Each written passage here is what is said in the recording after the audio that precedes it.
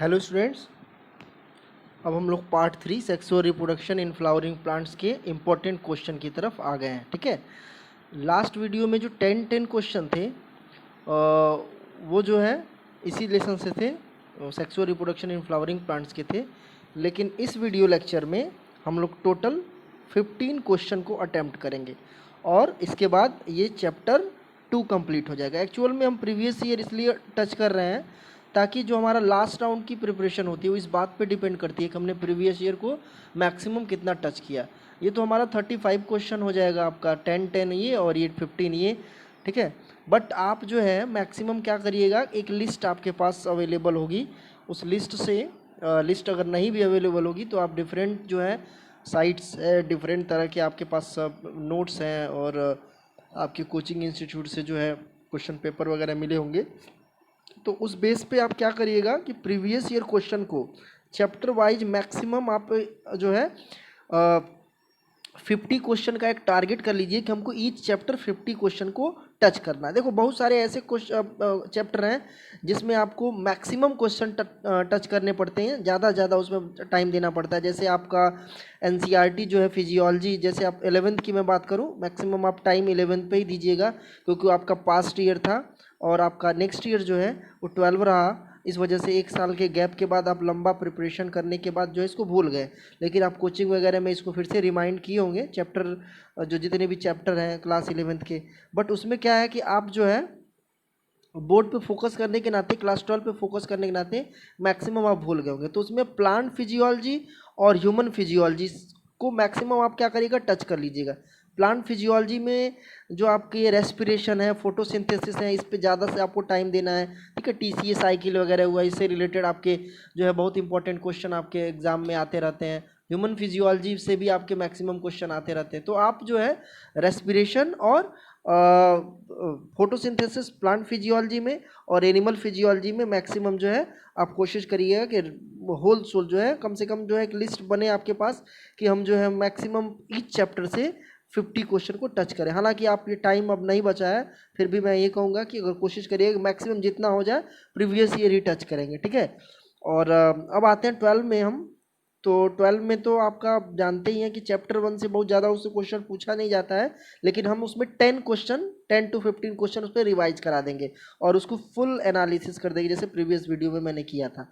ठीक है, और ये आपका जो चैप्टर 2 चल रहा है, इससे आपके मैक्सिमम क्वेश्चन बन जाते हैं। अभी देखा ही है 10 क्वेश्चन फर्स्ट सेक्शन में और सेकंड सेक्शन में भी हम 10 क्वेश्चन को अटेम्प्ट किया और इसमें मैंने टारगेट रखा है कि इसमें 15 क्वेश्चन एटलीस्ट हमारा कवर हो जाए और उसकी फुल एनालिसिस हो जाए, उससे रिलेटेड हम क्वेश्चन को भी कवर कर लेंगे। ठीक है, इसके बाद हम लोग कोशिश करेंगे कि चैप्टर 4 से भी कुछ टॉपिक को टच कर लिया जाए क्योंकि चैप्टर 4 भी हमने रिवाइज नहीं किया है। ठीक है, इसके बाद जो है फिर जो है प्लांट फिजियोलॉजी और एनिमल फिजियोलॉजी जो 11th का, उसमें हम लोग समरी एक बना लेंगे कि चैप्टर 16 to 22 11th का एक इम्पॉर्टेंट क्वेश्चन के पैरामीटर्स यानी कि 20 करके 3 सेट बनाएंगे जो आपके जो है चैप्टर 21 से लेकर के चैप्टर 15 से लेकर के चैप्टर 16 जो human physiology digestion and absorption है 11th का, वहाँ से शुरू होगा और वो कहाँ ख़त्म होगा, चैप्टर 22।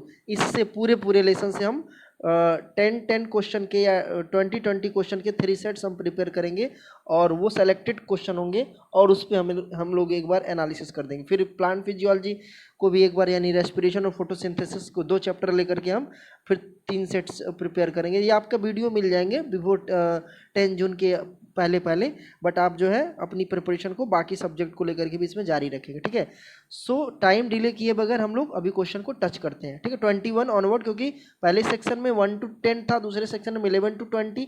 अब इस सेक्शन में जो है इस वीडियो लेक्चर में हम 21 to 35 को एक एक करके सारे क्वेश्चन को टच कर रहे हैं और उसकी फुल एनालिसिस कर रहा है। ठीक है, चलो आते हैं। जो हमारा पहला क्वेश्चन है, फर्स्ट क्वेश्चन अभी देखिए आप क्या लिखा है। In typical embryo sac the nuclei arranged as, option A है 3+2+3, ऑप्शन बी है 3+3+2, ऑप्शन सी है 2+3+3 और ऑप्शन डी है 2+4+2।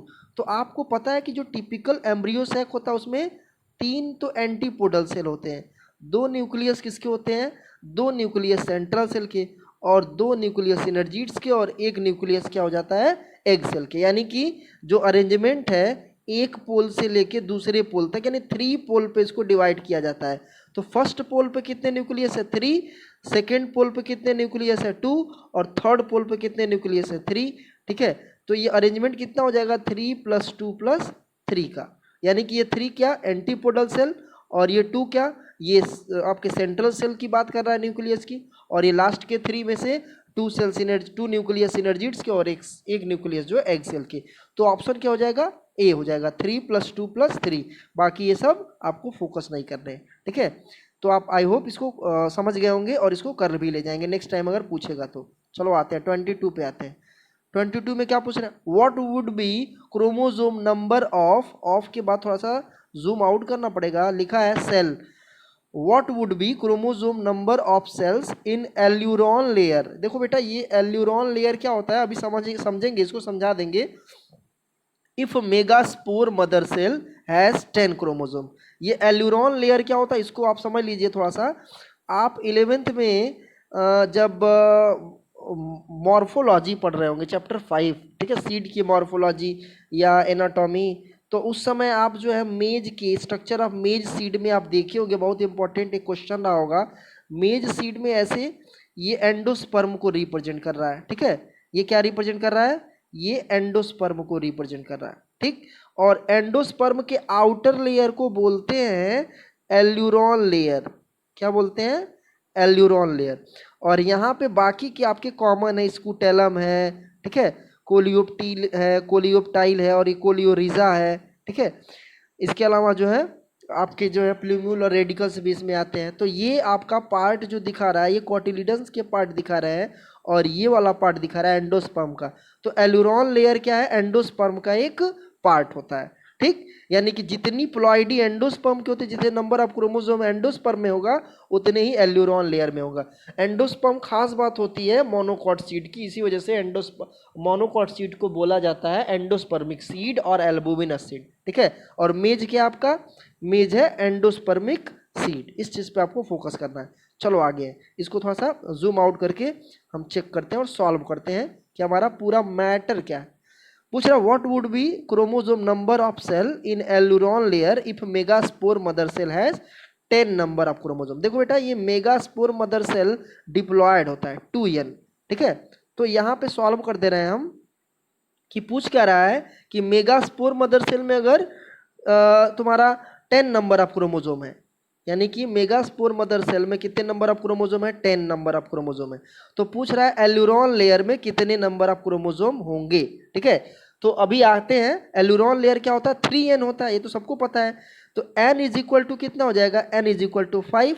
तो 3n इज इक्वल टू कितना हो जाएगा 3n इज इक्वल टू 15 हो जाएगा। ठीक, तो ये आपका ऑप्शन ढूंढना पड़ेगा कि ऑप्शन 15 किस में है। तो ये आपका साफ साफ लिखा हुआ है ऑप्शन नंबर, अभी देखो ऑप्शन नंबर बी।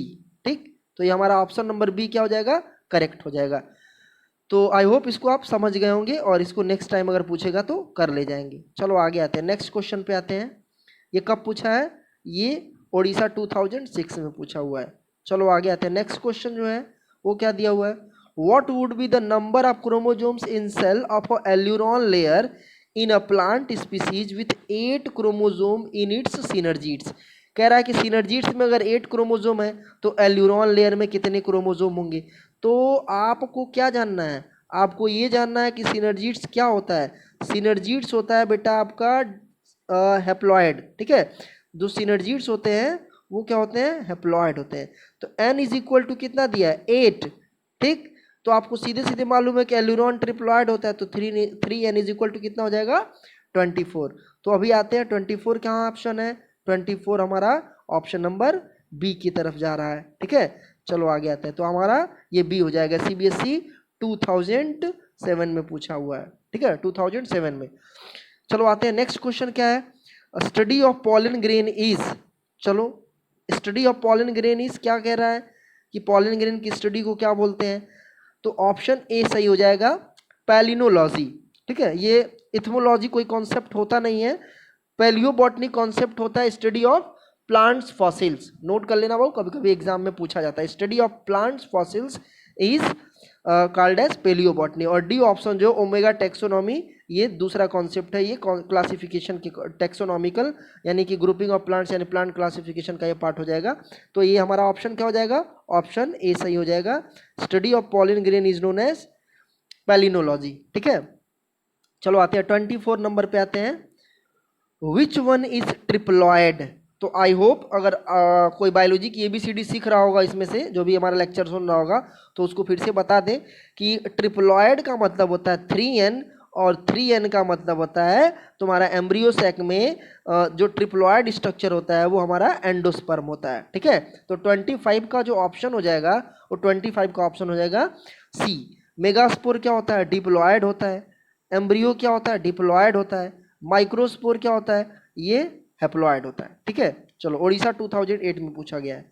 अब आगे ऑप्शन है, आगे जो क्वेश्चन है, unisexuality of flowers prevent geitonogamy but not xenogamy. ठीक है, autogamy but not geitonogamy, autogamy and geitonogamy, और डी ऑप्शन है बोथ जीटोनोगैमी एंड जीनोगैमी। थोड़ा सा जीटोनोगैमी, जीनोगैमी, ऑटोगैमी आपको रिवाइज करवा दे रहे हैं, बहुत ध्यान से इसमें थोड़ा सा आप कोशिश करिएगा, सुन लीजिए।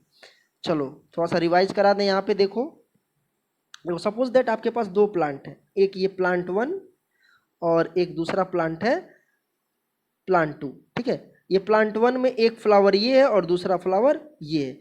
ये पहले प्लांट का एंथर है और ये पहले प्लांट के पहले फ्लावर का स्टिग्मा है। ठीक है, और एक फ्लावर ये है, तो ये इसका एंथर है और ये इसका क्या है, स्टिग्मा है। ठीक है, ये प्लांट 2 है, इसका भी एक फ्लावर ये है और एक फ्लावर ये है, इसमें भी एंथर है और स्टिग्मा, इसमें भी एंथर है और स्टिग्मा है। ठीक है, तो अभी आपको क्या जानना है, अभी आपको ये जानना है कि जीटोनोगैमी क्या है, जीनोगैमी क्या है, और आपका ऑटोगैमी क्या। लिसन केयरफुली, जब एक ही फ्लावर का पॉलिन ग्रेन एंथर से निकल के उसी के स्टिग्मा पे जाए, एक ही प्लांट का पॉलिन ग्रेन एंथर से निकल के उसी फ्लावर के स्टिग्मा पे जाए, प्लांट सेम हो फ्लावर सेम हो, फ्लावर भी यहाँ पे सेम रखना है, तो उसको बोलेंगे ऑटोगैमी और सेल्फ पॉलिनेशन। नोट कर लो बेटा कि transfer of pollen grain from anther to stigma of the same flower.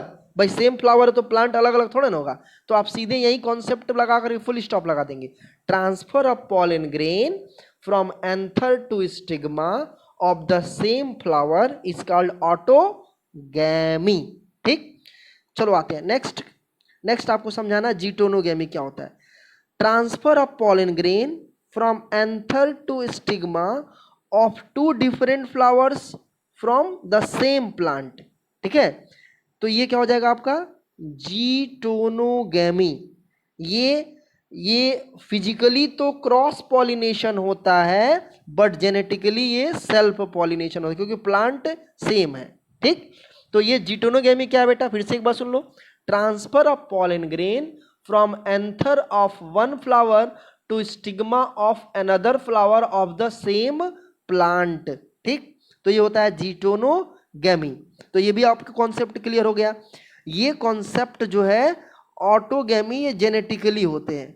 ठीक है, चलो आते हैं नेक्स्ट। नेक्स्ट समझ लो जीनोगैमी क्या होता है। जीनोगैमी के कॉन्सेप्ट में क्या होता है कि एक प्लांट से पॉलिन ग्रेन्स निकल के दूसरे प्लांट के स्टिग्मा पे चला जाता है, ये होता है आपका जीनोगैमी। और इसी को कभी कभी एलोगैमी और इसी को कभी कभी क्रॉस पॉलिनेशन भी बोलते हैं। तो आई होप ये भी आपको समझ में आ गया होगा कि transfer of pollen grain from anther to stigma from one flower to another flower of two different plant, ये क्या होगा, ये जीटोनोगैमी, ये जीनोगैमी। ठीक है, और इसी को एलोगैमी भी बोलते हैं। तो ये आपके तीनों कॉन्सेप्ट आई होप क्लियर हो गए होंगे। चलो अब आगे आते हैं। अब क्वेश्चन के अकॉर्डिंग क्या पूछ रहा है कि अगर प्लांट में यूनिसेक्सुअलिटी हो, यानी प्लांट में फ्लावर में अगर यूनिसेक्सुअलिटी हो, यानी कि एक फ्लावर जो है स्टेमिनेट हो और एक फ्लावर जो है वो पिस्टिलेट हो। स्टेमिनेट और पिस्टिलेट फ्लावर क्या होता है, स्टेमिनेट फ्लावर वो फ्लावर होता है जिसमें सिर्फ स्टेमन होता है, और पिस्टिलेट फ्लावर वो फ्लावर होता है जिसमें आपका सिर्फ और सिर्फ जो है फीमेल रिप्रोडक्टिव सिस्टम यानी कि गाइनोसियम होता है। ठीक है, चलो आते हैं। तो क्वेश्चन ये पूछ रहा है कि अगर फ्लावर जो है यूनिसेक्सुअल है तो उसमें क्या नहीं होगा, क्या प्रिवेंटेड होगा। तो ऑप्शन ए पूछ रहा है जीटोनोगेमी बट नॉट जीनोगेमी, कह रहा है कि जीटोनोगेमी उसमें नहीं होगा। क्वेश्चन के अकॉर्डिंग पहला ऑप्शन के अकॉर्डिंग कह रहा है जीटोनोगेमी क्या नहीं होगा। अब ये देखो फ्लावर जब अलग अलग होंगे, फ्लावर अलग अलग होंगे और यूनिसेक्सुअल होगा, यानी इसमें क्या होगा, इसमें मेल यानी कि एंथर अवेलेबल हो और इसमें फीमेल यानी कि स्टिग्मा अवेलेबल हो। तो सीधी सी बात है कि एक ही प्लांट से एंथर निकल के, एंथर का पॉलिन ग्रेन निकल के दूसरे प्लांट के स्टिग्मा पे जाएगा, तो कैसे भाई जीटोनोगेमी प्रिवेंटेड होगा। तो आपका ये ऑप्शन क्या हो जाएगा, गलत हो जाएगा, ये ऑप्शन है ही नहीं। यानी कि जब भी यूनिसेक्सुअलिटी रहेगा, ठीक है, प्लांट में जब भी जो है यूनिसेक्सुअलिटी रहेगा तो जीटोनोगेमी कभी प्रिवेंट नहीं हो सकता, जीटोनोगेमी होगा ही होगा। ठीक है, देखो आपके अगर ऑप्शन में दो तरह के कंफ्यूजिव वर्ड हैं और पहले ही वर्ड से आपको अगर इंश्योर हो जाए 100%, आप श्योर हो जाए कि हमारा ऑप्शन सही है ये, ठीक है, तो बाकी को कैटेगराइज करने की जरूरत नहीं पड़ेगी। आप किस पे अगर भूल रहे हैं, जीनोगेमी का कॉन्सेप्ट ही भूल गए हैं, तो जीटोनोगेमी याद है तो आप बड़े आराम से इसको कर ले जाएंगे। अगर फ्लावर यूनिसेक्सुअल है और कह दे कोई कि जीटोनोगेमी नहीं होगा तो क्वेश्चन वो आंसर जो है गलत है, यानी कि ऑप्शन ए आपका होगा ही नहीं। और ऑप्शन बी क्या रहा है, प्रिवेंट ऑटोगेमी, यानी कि ऑटोगेमी प्रिवेंट होगा बट नॉट जीटोनोगेमी, यानी जीटोनोगेमी प्रिवेंट नहीं होगा। ये सही है क्योंकि यूनिसेक्सुअल होगा तो सीधी सी बात है कि ऑटोगेमी कतई नहीं होगा। ठीक, तो ये आपका सही कर रहा है, लेकिन जीटोनोगेमी ये प्रिवेंटेड नहीं होगा। क्यों भाई जीटोनोगेमी प्रिवेंटेड नहीं होगा, क्योंकि डिफरेंट फ्लावर के लिए टर्म बोला है कि फ्लावर यूनिसेक्सुअल है, एक पिस्टिलेट है और एक स्टेमिनेट है, तो ये क्या होगा, जीटोनोगेमी फ्लावर आपका जीटोनोगेमी फॉलो करेंगे। अभी बाकी क्वेश्चन को देख लें सी क्या कह रहा है, ऑटोगेमी प्रिवेंट होगा और जीटोनोगेमी भी प्रिवेंट होगा, ये भी नहीं है क्योंकि जीटोनोगेमी प्रिवेंट नहीं होगा। ठीक, क्या है, बोथ ऑटोगेमी और जीनोगेमी प्रिवेंटेड होगा। भाई इसमें भी जीटोनोगेमी प्रिवेंट बोला है तो जीटोनोगेमी प्रिवेंट नहीं होगा, यानी जीटोनोगेमी कंडीशन जो है प्रिवेंट यूनिसेक्सुअलिटी में प्रिवेंट नहीं होगा। यहाँ पे आपका ऑप्शन बी है, पूरी तरह से सही है। ठीक है, जीटोनोगेमी होगा ही होगा, किसमें, यूनिसेक्सुअलिटी के केस में। तो आप सबको सारे कॉन्सेप्ट को समझ गए हैं, जीटोनोगेमी, जीनोगेमी, एलोगेमी और ऑटोगेमी को। चलो अब आगे आते हैं, नेक्स्ट क्वेश्चन पे आते हैं। नेक्स्ट क्वेश्चन क्या कर रहा है, secondary nucleus is form by the antipodal cell, second option है एग एपरेटस, सी ऑप्शन है सिनर्जिड्स और डी ऑप्शन है two polar nuclei. I hope यही होगा, चलो जूम आउट करते हैं, वही है। ठीक है, क्या कह रहा है कि सेकेंडरी न्यूक्लियस जो है वो बनता है एंटीपोडल सेल से, कि एग एपरेटस से, ठीक है, कि आपका सिनर्जिड से, कि दोनों पोलर न्यूक्लियाई से। तो सेकेंडरी न्यूक्लियस होता ही क्या, समझा दे रहे हैं इसको, समझो आप। एम्ब्रियो सैक को जब आप मैग्नीफाई करोगे, सपोज दैट ये आपका एम्ब्रियो सैक है, ये तीनों क्या है, एंटीपोडल सेल है, हैप्लॉयड है।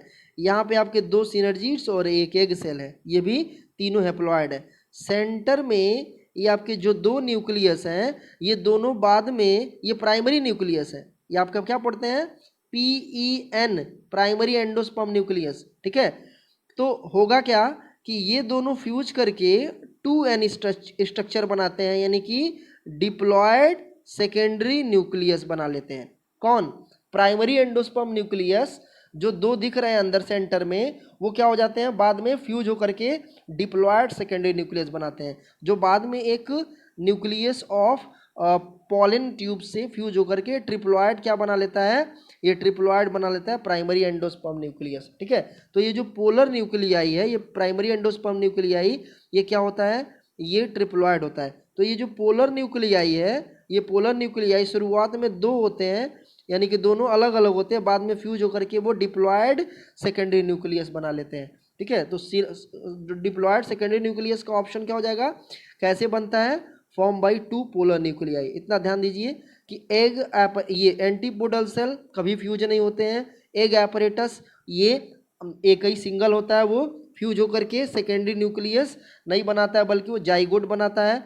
ये सिनर्जिड्स ये कभी रेयर केस में फ्यूज नहीं होते हैं, ठीक है, कभी नहीं फ्यूज होते हैं। और एक जो है आपको कॉन्सेप्ट बताया गया होगा एपोस्पोरी वो लास्ट वीडियो लेक्चर में है, वो कंडीशन है, वो एपोमिक्सिस के कॉन्सेप्ट में आएगा। जब वो कंडीशन आएगा तब सिनर्जिड्स फ्यूज होते हैं, अदरवाइज वो सेकेंडरी न्यूक्लियस नहीं, वो एम्ब्रियो के लिए एक कंडीशनल न्यूक्लियस बनाते हैं। ठीक है, तो ये सिनर्जिड्स भी ऑप्शन सही नहीं है। आपका ऑप्शन क्या हो जाएगा? आपका ऑप्शन हो जाएगा पोलर न्यूक्लियाई। तो आप जब भी सेकेंडरी न्यूक्लियस की बात आएगी, सेकेंडरी न्यूक्लियस ऐसे न्यूक्लियस होते हैं जो प्लांट्स में अनफर्टिलाइज कंडीशन में ही अवेलेबल रहते हैं, फर्टिलाइजेशन नहीं होता तब भी वो अवेलेबल रहते हैं। और प्राइमरी न्यूक्लियस भी अनफर्टिलाइज कंडीशन में ही अवेलेबल रहते हैं। ठीक है, तो ये दोनों पोलर न्यूक्लियाई आप बार बार आपस में फ्यूज करके सिनर्जिड्स, ये आपके सेंट्रल सेल्स में अवेलेबल है, एक ये और एक ये दोनों फ्यूज करके डिप्लॉयड सेकेंडरी न्यूक्लियस बना लेते हैं। चलो आगे आते हैं। Which plants part having two generation one within other, ये प्रीवियस वीडियो लेक्चर में आ गया था।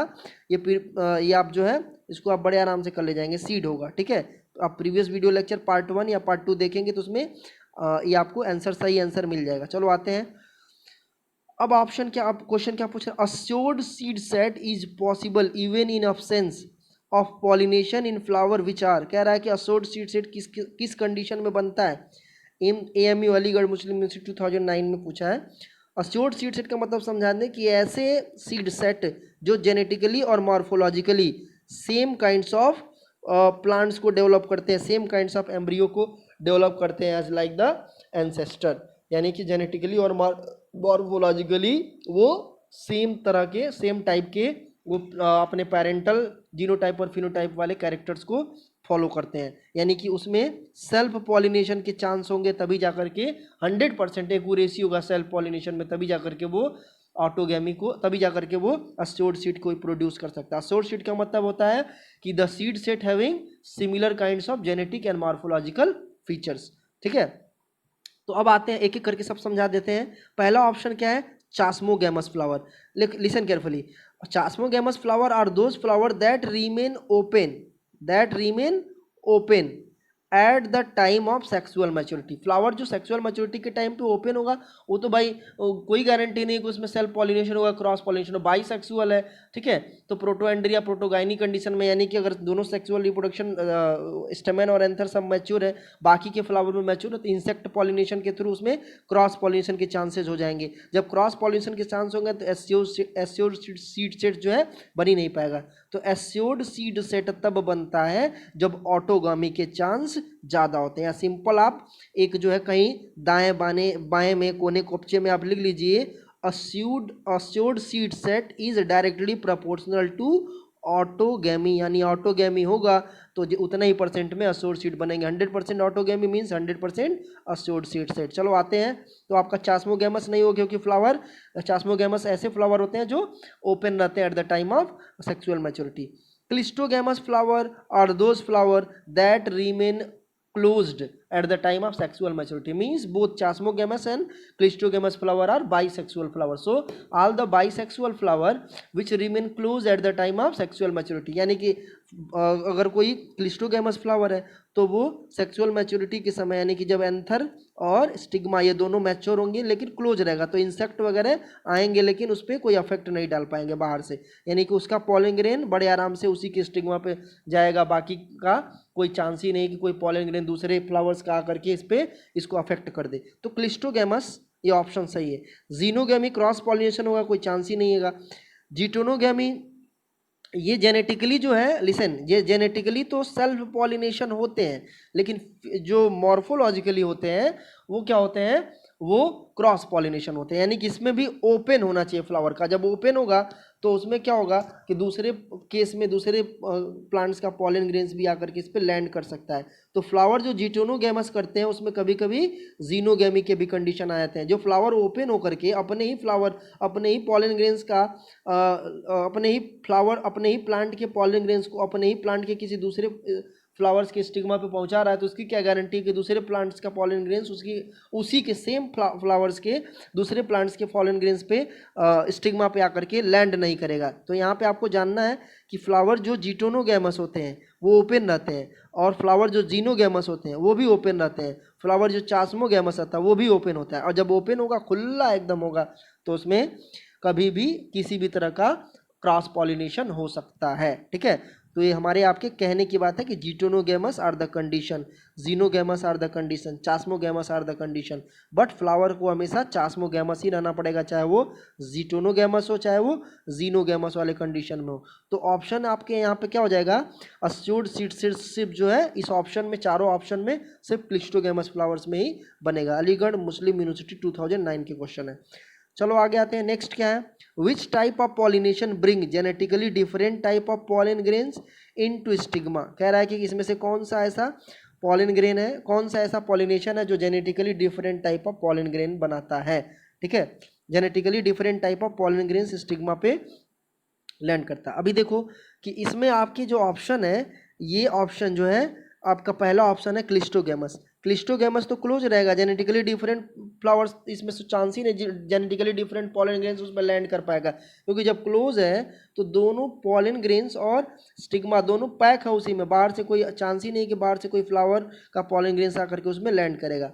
दूसरा कंडीशन क्या है, जीनोगेमी। जीनोगेमी में क्या है कि एक प्लांट का पॉलन ग्रेन दूसरे प्लांट के किसी स्टिग्मा पे जाकर के लैंड करता है, यही होता है जेनेटिकली डिफरेंट पॉलन। तो ये ऑप्शन आपका जीनोगेमी का सही है। ऑटोगेमी में जेनेटिकली ये क्या होते हैं, फ्लावर सेम होता है, प्लांट भी सेम होता है, तो ये जेनेटिकली और फिजिकली दोनों तरह से ये क्या होते हैं, ऑटोगेमस टाइप होते हैं, यानी कि same type of pollen grains इसमें होता है। और जीटोनोगेमी में क्या होता है, फ्लावर तो डिफरेंट होते हैं लेकिन प्लांट सेम होने के नाते ये जेनेटिकली पॉलन ग्रेन्स जो है वो सेम काइंड्स ऑफ होते हैं। तो ये चारों का कॉन्सेप्ट क्लियर है, तो ऑप्शन क्या हो जाएगा, जीनोगेमी, ऑप्शन बी। ठीक है, चलो आते हैं Himachal Pradesh PMT pre medical test 2010। ठीक है, चलो आगे आते हैं। नेक्स्ट क्वेश्चन क्या, 31, apomictics embryo, apomictic embryos in citrus arise from. Option A maternal sporophytic tissues in ovule, B antipodal cell, C diploid egg cell और सिनर्जिड्स। ठीक है, तो अभी आपको बता देना है कि जो सिट्रस होता है वो पॉली एम्ब्रियोनी शो करता है। क्या शो करता है, पॉली एम्ब्रियोनी। और पॉली एम्ब्रियोनी की कंडीशन को क्या बोलते हैं, उसको बोलते हैं एडवेंटिव एम्ब्रियोनी, एडवेंटिव एम्ब्रियोनी। और एडवेंटिव एम्ब्रियोनी क्या होता है बेटा, एडवेंटिव एम्ब्रियोनी होता है कि when cells of nucellus and cells of integuments form embryo. अब ये जो न्यूसेलस और इंटेगुमेंट है ये किसका पार्ट होता है, ये पार्ट होता है ओव्यूल का पार्ट होता है, यानी कि मैटरनल स्पोरोफिटिक टिश्यू का पार्ट होता है, डिप्लॉयड होते हैं। ठीक है, तो ऑप्शन क्या हो जाएगा आपका, ऑप्शन हो जाएगा ए, मैटरनल स्पोरोफिटिक टिश्यूज। ठीक है, एंटीपोडल से डिप्लॉयड सिनर्जिड्स ये सब दूसरे तरीके से एपोमिक्टिक सीड बनाते हैं, ये प्रीवियस वीडियो लेक्चर में आपको मिल गया होगा। तो ऑप्शन क्या हो जाएगा, ये आप जब भी देखिएगा सिट्रस का जो पॉली एम्ब्रियोनी है, ठीक है, वो हमेशा न्यूसेलस और इंटेगुमेंट सेल से ही बनता है। ठीक है, मैनी एम्ब्रियो बनता है क्योंकि मैनी सेल इन्वॉल्व रहते हैं। तो ये ऑप्शन ए हो जाएगा मैटरनल स्पोरोफिटिक टिश्यू, वो मैटरनल पार्ट होते हैं। चलो आते हैं नेक्स्ट। नेक्स्ट क्या है, what would be the number of chromosomes of alluron cells of a plant with 42 chromosomes in its root tip cell। कह रहा है कि अगर किसी के रूट टिप सेल यानी कि मेन प्लांट बॉडी में टोटल नंबर ऑफ क्रोमोजोम्स 42 है, तो उसके एल्यूरॉन सेल में कितने होंगे। तो भाई रूट टिप डिप्लॉयड होता है, 2n इज इक्वल टू 42। ठीक, तो n इज इक्वल टू कितना होगा, 21। ठीक, और 3n इज इक्वल टू कितना होगा, 3n इज इक्वल टू 63। तो आपका क्या हो जाएगा, 63 डी ऑप्शन है सीबीएसई 2011 में। ठीक है, एल्यूरॉन फिर से एक बार बता दे रहे हैं, एल्यूरॉन सेल्स होते हैं एंडोस्पर्म यानी कि ट्रिप्लॉयड होते हैं। चलो आगे आते हैं नेक्स्ट। नेक्स्ट क्या है, नेक्स्ट है in which of the following pollination is autogamous. Pollination autogamous किस में होता है, चास्मोगैमस कोई चांस नहीं, ओपन फ्लावर रहता है। ठीक है, क्लिस्टोगैमस 101%, यानी कि ऑप्शन बी। जीटोनोगैमी, ऑटोगैमस वो जेनेटिकली होते हैं। ठीक है, तो ऊपर कंडीशन दिया ना, जेनेटिकली या मॉर्फोलॉजिकली। जीनोगैमस ये जेनेटिकली और मॉर्फोलॉजिकली हर तरह से वो क्रॉस पॉलिनेशन होता है। तो ऑप्शन क्या हो जाएगा, बी हो जाएगा। 33 का क्या हो जाएगा, बी हो जाएगा, सीबीएसई 2011। चलो आते हैं 34। 34 क्या दिया है, what is common between vegetative reproduction and apomixis. Listen, vegetative reproduction और एपोमिक्सिस में क्या कॉमन है। Both occurs round the year, कह रहा है कि दोनों एक साल लगभग एक ही साल में होते हैं, तो ये गलत है, दोनों अलग अलग टाइम पे भी हो सकते हैं, कोई दिक्कत नहीं है, तो ऑप्शन ए नहीं है।